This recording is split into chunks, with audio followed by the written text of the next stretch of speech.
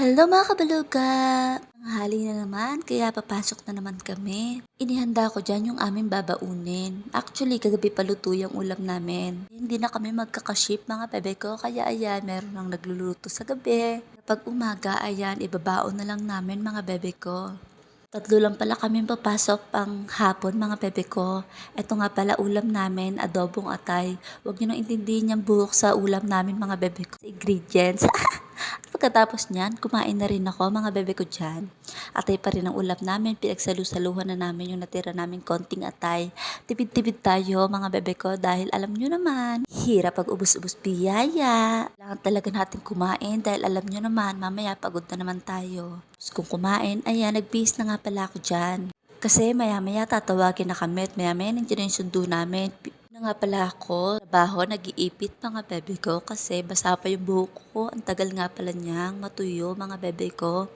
Kaya hindi ko kagad siya iniipit. Oo mga bebe ko, kailangan nakaipit kami doon. Maya-maya, ayan na nga, tinawag na nga kami kasi nandyan na daw yung sundo namin. Kailangan na daw namin bumaba. Dali-dali na kami nagsibabaan. Kami pala ang unang sinusundo dito mga bebe ko. Dalawa kasi ang accommodation namin dito. Kasi yung nasa Bukana, kaya kami lagi yung unang sinusundo. Biyahe na muna kami. Ito na.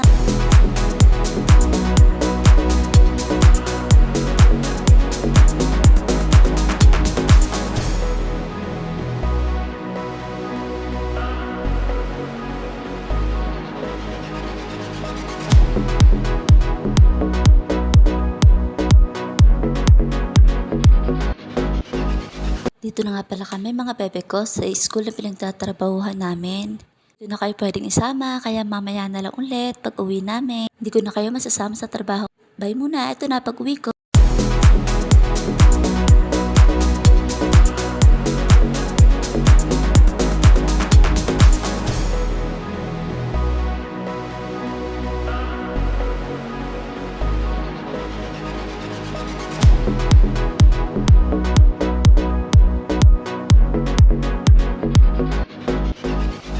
Alam niyo ba guys, dati akala ko sa Pinas lang nagkakaroon ng traffic. Kas din magkaroon ng traffic. Ito nga gabi na nga kami umuwi mga bebe ko pero traffic pa din.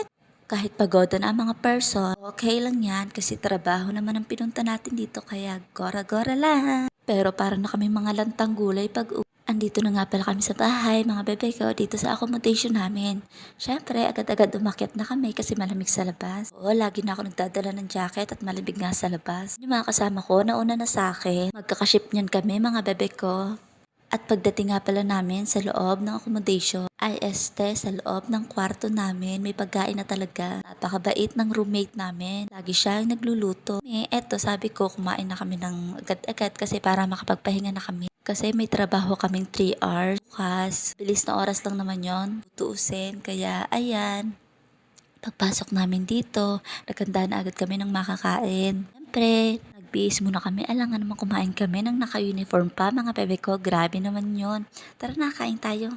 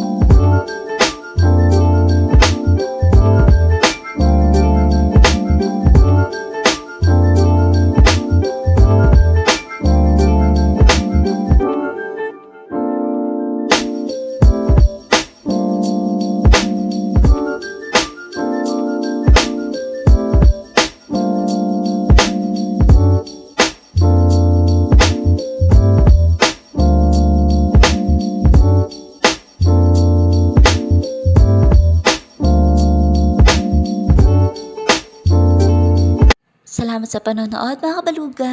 Kami ay galit-galit muna dyan. Huwag nyo na intindihin yung mga sugat ko. Doon ako sa taas. Ay lagi ako natadali. May bakal. Kaya ang sakit lagi ng tuhod ko mga bebe ko. Ayan kitang-kita nyo pala sa doon na lang mga kabaluga. Mwah!